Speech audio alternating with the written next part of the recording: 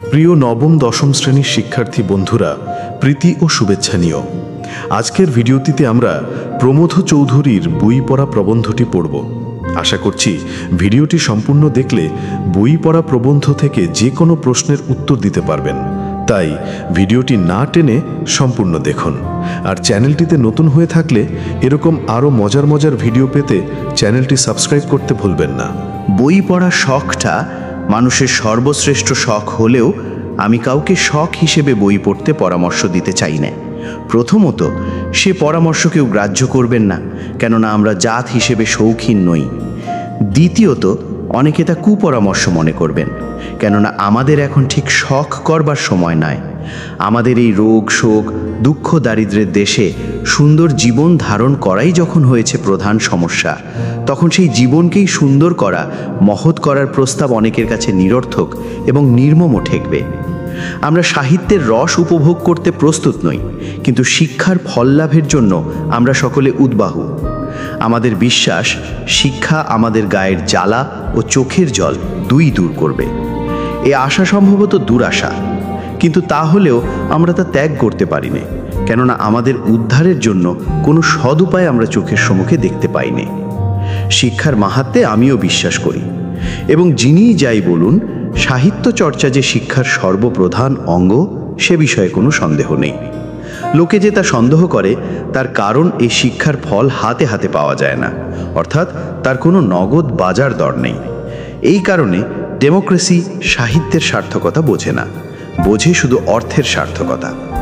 ডেমোক্রেসির গুরুরা চেয়েছিলেন সকলকে সমান করতে, কিন্তু তাদের শিষ্যরা তাদের কথা উল্টো বুঝে প্রতিজনেই হতে যায় বড় মানুষ। একটি বিশিষ্ট অভিজাত সভ্যতার উত্তরাধিকারী হয়েও ইংরেজি সভ্যতার সংস্পর্শে এসে আমরা ডেমোক্রেসির গুণগুলো আয়ত্ত করতে না পেরে তার দোষগুলো আত্মসাৎ করেছি। এর কারণও স্পষ্ট, ব্যাধি সংক্রামক, স্বাস্থ্য নয়। আমাদের শিক্ষিত সমাজের লোলুপ দৃষ্টি আজ অর্থের উপরেই পড়ে রয়েছে। সুতরাং সাহিত্য চর্চার সুফল সম্বন্ধে অনেকেই সন্দিহান। যারা হাজারখানা ল রিপোর্ট কেনেন, তারা একখানা কাব্যগ্রন্থও কিনতে প্রস্তুত নন, কেননা তাতে ব্যবসার কোনো সুসার নেই। নজির না আউড়ে কবিতা আবৃত্তি করলে মামলা যে হারতে হবে সে তো জানা কথা, কিন্তু যে কথা জজে শোনে না তার যে কোনো মূল্য নেই, এইটাই হচ্ছে পেশাদারদের মহাভ্রান্তি। জ্ঞানের ভাণ্ডার যে ধনের ভাণ্ডার নয়, এ সত্য তো প্রত্যক্ষ, কিন্তু সমান প্রত্যক্ষ না হলেও সমান সত্য যে এই যুগে যে জাতির জ্ঞানের ভাণ্ডার শূন্য, সে জাতির ধনের ভাঁড়েও ভবানী। তারপর যে জাতি মনে বড় নয়, সে জাতি জ্ঞানেও বড় নয়, কেননা ধনের সৃষ্টি যেমন জ্ঞান সাপেক্ষ, তেমনি জ্ঞানের সৃষ্টিও মন সাপেক্ষ।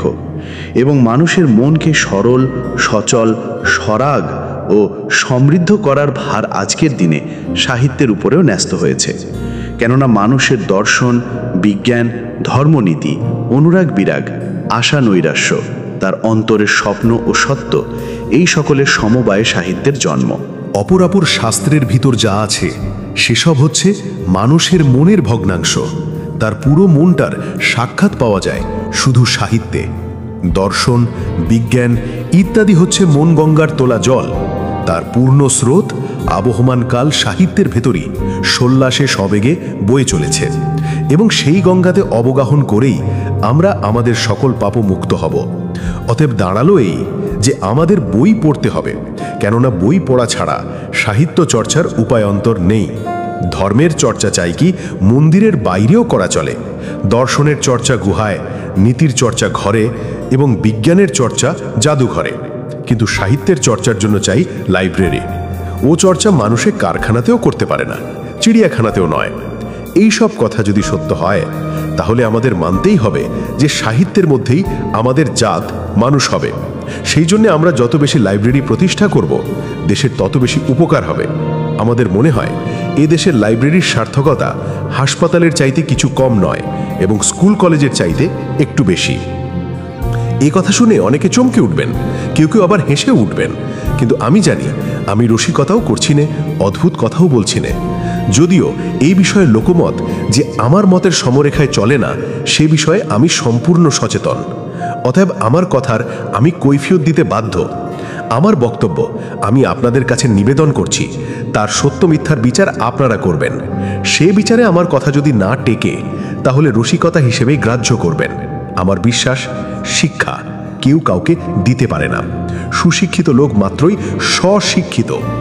আজকের বাজারে বিদ্যার দাতার অভাব নেই, এমনকি এই ক্ষেত্রে দাতা কর্ণেরও অভাব নেই। এবং আমরা আমাদের ছেলেদের তাদের দ্বারস্থ করেই নিশ্চিন্ত থাকি, এই বিশ্বাসে যে সেখান থেকে তারা এতটা বিদ্যার ধন লাভ করে ফিরে আসবে যার সুদে তার বাকি জীবন আরামে কাটিয়ে দিতে পারবে। কিন্তু এই বিশ্বাস নিতান্ত অমূলক। মনোরাজ্য দান গ্রহণ সাপেক্ষ, অথচ আমরা দাতার মুখ চেয়ে গ্রহীতার কথাটা একেবারেই ভুলে যাই। এ সত্য ভুলে না গেলে আমরা বুঝতাম যে শিক্ষকের সার্থকতা শিক্ষা দান করায় নয়, কিন্তু ছাত্রকে তা অর্জন করতে সক্ষম করায়। শিক্ষক ছাত্রকে শিক্ষার পথ দেখিয়ে দিতে পারেন, তার কৌতূহল উদ্রেক করতে পারেন, তার বুদ্ধিবৃত্তিকে জাগ্রত করতে পারেন, মনোরাজ্যের ঐশ্বর্যের সন্ধান দিতে পারেন, তার জ্ঞান পিপাসাকে জ্বলন্ত করতে পারেন। এর বেশি আর কিছু পারেন না। যিনি যথার্থ গুরু, তিনি শিষ্যের আত্মাকে উদ্বোধিত করেন এবং তার অন্তর্নিহিত সকল প্রচ্ছন্ন শক্তিকে মুক্ত এবং ব্যক্ত করে তোলেন। সেই শক্তির বলে সে নিজের মন নিজে গড়ে তোলে, নিজের অভিমত বিদ্যা নিজে অর্জন করে। বিদ্যার সাধনা শিষ্যকে নিজে করতে হয়, গুরু উত্তর সাধক মাত্র। আমাদের স্কুল কলেজের শিক্ষার পদ্ধতি ঠিক উল্টো। সেখানে ছেলেদের বিদ্যে গেলানো হয়, তারা তা জীর্ণ করতে পারুক আর নাই পারুক। এর ফলে ছেলেরা শারীরিক ও মানসিক মন্দাগ্নিতে জীর্ণ শীর্ণ হয়ে কলেজ থেকে বেরিয়ে আসে। একটা জানাশোনা উদাহরণের সাহায্যে ব্যাপারটা পরিষ্কার করা যাক। আমাদের সমাজে এমন অনেক মা আছেন যারা শিশু সন্তানকে ক্রমান্বয়ে গরুর দুধ গেলানোটাই শিশুর স্বাস্থ্য রক্ষার ও বলবৃদ্ধির সর্বপ্রধান উপায় মনে করেন। গোদুগ্ধ অবশ্য অতিশয় উপাদেয় পদার্থ, কিন্তু তার উপকারিতা যে ভোক্তার জীর্ণ করবার শক্তির উপর নির্ভর করে, এই জ্ঞান ও শ্রেণীর মাতৃকুলের নেই। তাদের বিশ্বাস ও বস্তু পেটে গেলেই উপকার হবে। কাজেই শিশু যদি তা গিলতে আপত্তি করে, তাহলে সে যে ব্যাধরা ছেলে সে বিষয়ে আর বিন্দুমাত্র সন্দেহ থাকে না। অতএব তখন তাকে ধরে বেঁধে জোর জবরদস্তি করে দুধ খাওয়ানোর ব্যবস্থা করা হয়। শেষটায় সে যখনই দুগ্ধপান ক্রিয়া হতে অব্যাহতি লাভ করবার জন্য মাথা নাড়তে, হাত পা ছুঁড়তে শুরু করে, তখন স্নেহময়ী মাতা বলেন, আমার মাথা খাও, মরা মুখ দেখো, এই ঢোক, আরেক ঢোক, আরেক ঢোক ইত্যাদি। মাতার উদ্দেশ্য যে খুব সাধু সে বিষয়ে কোনো সন্দেহ নেই, কিন্তু এ বিষয়েও কোনো সন্দেহ নেই যে উক্ত বলা কওয়ার ফলে মা শুধু ছেলের যকৃতের মাথা খান এবং ঢোকের পর ঢোকে তার মরা মুখ দেখবার সম্ভাবনা বাড়িয়ে চলেন। আমাদের স্কুল কলেজের শিক্ষা পদ্ধতিটাও ওই একই ধরনের। এর ফলে কত ছেলের সুস্থ স্মরণ মন যে ইনফ্যান্টাইল হিভারে গতাশু হচ্ছে তা বলা কঠিন। কেননা দেহের মৃত্যুর রেজিস্ট্রারি রাখা হয়, আত্মার মৃত্যুর হয় না। আমরা কিন্তু এই আত্মার অপমৃত্যুতে ভীত হওয়া দূরে থাক, উৎফুল্ল হয়ে উঠি। আমরা ভাবি দেশে যত ছেলে পাশ হচ্ছে তত শিক্ষার বিস্তার হচ্ছে। পাশ করা ও শিক্ষিত হওয়া এক বস্তু নয়, এই সত্য স্বীকার করতে আমরা কুণ্ঠিত হই। শিক্ষাশাস্ত্রের একজন জগৎ বিখ্যাত ফরাসি শাস্ত্রী বলেছেন যে একসময় ফরাসি দেশে শিক্ষা পদ্ধতি এতই বেড়া ছিল যে সে যুগে France was saved by her idlers, অর্থাৎ যারা পাশ করতে পারেনি বা চায়নি তারাই ফ্রান্সকে রক্ষা করেছে। এর কারণ হয় তাদের মনের বল ছিল বলে কলেজের শিক্ষাকে তারা প্রত্যাখ্যান করেছিল, নয় সে শিক্ষা প্রত্যাখ্যান করেছিল বলেই তাদের মনের বল বজায় ছিল। তাই এই স্কুল পালানো ছেলেদের দল থেকেই সে যুগের ফ্রান্সের যত কৃতকর্মা লোকের আবির্ভাব হয়েছিল। সে যুগে ফ্রান্সে কীরকম শিক্ষা দেওয়া হতো তা আমার জানা নেই, তবু আমি জোর করে বলতে পারি যে এ যুগে আমাদের স্কুল কলেজে শিক্ষার যে রীতি চলছে তার চাইতে সেই শিক্ষা পদ্ধতি কখনোই নিকৃষ্ট ছিল না। সকলেই জানেন যে বিদ্যালয় মাস্টার মহাশয়রা নোট দেন এবং সেই নোট মুখস্থ করে ছেলেরা হয় পাশ। এর জুড়ি আরেকটি ব্যাপারও আমাদের দেশে দেখা যায়। এদেশে একদল বাজিকর আছে যারা বন্দুকের গুলি থেকে আরম্ভ করে উত্তরোত্তর কামানের গোলা পর্যন্ত গলাধঃকরণ করে, তারপর একে একে সবগুলো উগলে দেয়। এর ভেতর যে অসাধারণ কৌশল আছে সে বিষয়ে কোনো সন্দেহ নেই, কিন্তু এই গেলা আর ওগলানো দর্শকের কাছে তামাশা হলেও বাজিকরের কাছে তা প্রাণান্ত ব্যাপার। ও কারদানি করা তার পক্ষে যেমন কষ্টসাধ্য তেমনি অপকারী। বলা বাহুল্য সে বেচারা লোখার গোলাগুলোর এক কণাও জীর্ণ করতে পারে না। আমাদের ছেলেরাও তেমনি নোট নামক গুরুদত্ত নানা আকারের ও নানা প্রকারের গোলাগুলো বিদ্যালয় গলাধঃকরণ করে পরীক্ষালয় তা উদ্গীরণ করে দেয়। এজন্য সমাজ তাদের বাহবা দিক দিক, কিন্তু মনে যেন না ভাবে যে এতে জাতির প্রাণশক্তি বাড়ছে। স্কুল কলেজে শিক্ষা যে অনেকাংশে ব্যর্থ সে বিষয়ে প্রায় অধিকাংশ লোকই একমত। আমি বলি শুধু ব্যর্থ নয়, অনেক স্থলে মারাত্মক। কেননা আমাদের স্কুল কলেজে ছেলেদের স্বশিক্ষিত হবার সুযোগ দেয় না। শুধু তাই নয়, স্বশিক্ষিত হবার শক্তি পর্যন্ত নষ্ট করে, ব্যবহার করে। আমাদের শিক্ষাযন্ত্রের মধ্যে যে যুবক নিষ্পেষিত হয়ে বেরিয়ে আসে, তার আপনার বলতে আর বেশি কিছু থাকে না, যদি না তার প্রাণ অত্যন্ত কড়া হয়। সৌভাগ্যের বিষয়ে এই ক্ষীণ প্রাণ জাতির মধ্যেও জনকতক এমন কঠিন প্রাণের লোক আছে, এহেন শিক্ষা পদ্ধতিও তাদের মনকে জখম করলেও একেবারে বধ করতে পারে না। আমি লাইব্রেরিকে স্কুল কলেজের ওপরে স্থান দিই এই কারণে যে এ স্থলে লোকে স্বেচ্ছায় স্বচ্ছন্দ চিত্তে স্বশিক্ষিত হবার সুযোগ পায়। প্রতিটি লোক তার স্বীয় শক্তি ও রুচি অনুসারে নিজের মনকে নিজের চেষ্টায় আত্মার রাজ্যে জ্ঞানের পথে এগিয়ে নিয়ে যেতে পারে। স্কুল কলেজ বর্তমানে আমাদের যে অপকার করছে, সে অপকারের প্রতিকারের জন্য শুধু নগরে নগরে নয়, গ্রামে গ্রামে লাইব্রেরির প্রতিষ্ঠা করা কর্তব্য। আমি পূর্বে বলেছি যে লাইব্রেরি হাসপাতালের চাইতে কম উপকারী নয়। তার কারণ আমাদের শিক্ষার বর্তমান অবস্থায় লাইব্রেরি হচ্ছে একরকম মনের হাসপাতাল।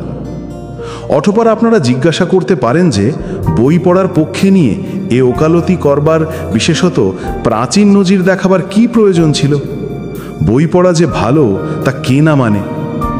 আমার উত্তর, সকলে মুখে মানলেও কাজে মানে না। মুসলমান ধর্মে মানবজাতি দুই ভাগে বিভক্ত, যারা কিতাবী আর এক যারা তা নয়। বাংলায় শিক্ষিত সমাজ যে পূর্বদলভুক্ত নয়, এ কথা নির্ভয় বলা যায় না। আমাদের শিক্ষিত সম্প্রদায় মোটের ওপর বাধ্য না হলে বই স্পর্শ করেন না। ছেলেরা যে নোট পড়ে এবং ছেলের বাপেরা যে নজির পড়েন, দুই বাধ্য হয়ে, অর্থাৎ পেটের দায়। সেই জন্য সাহিত্য চর্চা দেশে একরকম নেই বললেই হয়, কেননা সাহিত্য সাক্ষাৎভাবে উদরপূর্তির কাজে লাগে না। বাধ্য হয়ে বই পড়ায় আমরা এতটা অভ্যস্ত হয়েছি যে কেউ স্বেচ্ছায় বই পড়লে আমরা তাকে নিষ্কর্মার দলেই ফেলে দিই। অথচ একথা কেউ অস্বীকার করতে পারবেন না যে জিনিস স্বেচ্ছায় না করা যায় তাতে মানুষের মনের সন্তোষ নেই। একমাত্র উদরপূর্তিতে মানুষের সম্পূর্ণ মনস্তুষ্টি হয় না। এ কথা আমরা সকলেই জানি যে উদরের দাবি রক্ষা না করলে মানুষের দেহ বাঁচে না, কিন্তু এ কথা আমরা সকলে মানি নে যে মনের দাবি রক্ষা না করলে মানুষের আত্মা বাঁচে না। দেহ রক্ষা অবশ্য সকলেরই কর্তব্য, কিন্তু আত্মরক্ষাও অকর্তব্য নয়। মানবের ইতিহাসের পাতায় পাতায় লেখা রয়েছে যে মানুষের প্রাণ মনের সম্পর্ক যত হারায় ততই তা দুর্বল হয়ে পড়ে। মনকে সজাগ ও সবল রাখতে না পারলে জাতির প্রাণ যথার্থ স্ফূর্তি লাভ করে না। তারপর যে জাতি যত নিরানন্দ, সে জাতি তত নির্জীব। একমাত্র আনন্দের স্পর্শেই মানুষের মন প্রাণ সজীব, সতেজ ও সরাগ হয়ে ওঠে। সুতরাং সাহিত্য চর্চার আনন্দ থেকে বঞ্চিত হওয়ার অর্থ হচ্ছে জাতির জীবনী শক্তির হ্রাস করা। অতএব কোনো নীতির অনুসারেই তা কর্তব্য হতে পারে না, অর্থনীতিরও নয়, ধর্মনীতিরও নয়।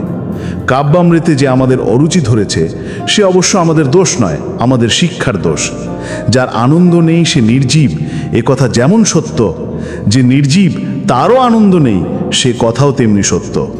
আমাদের শিক্ষাই আমাদের জাতীয় আত্মরক্ষার জন্যে এই শিক্ষার উল্টো টান যে আমাদের টানতে হবে, এ বিষয়ে আমি নিঃসন্দেহ। এই বিশ্বাসের বলেই আমি স্বেচ্ছায় সাহিত্য চর্চার সুপক্ষে এত বাক্য ব্যয় করলুম। সেই বাক্যে আপনাদের মনোরঞ্জন করতে সক্ষম হয়েছি কিনা জানি না, সম্ভবত হইনি। কেননা আমাদের দুরবস্থার কথা যখন স্মরণ করি তখন খালি কোমল সুরে আলাপ করা আর চলে না, মনের আক্ষেপ প্রকাশ করতে মাঝে মাঝেই কড়ি লাগাতে হয়।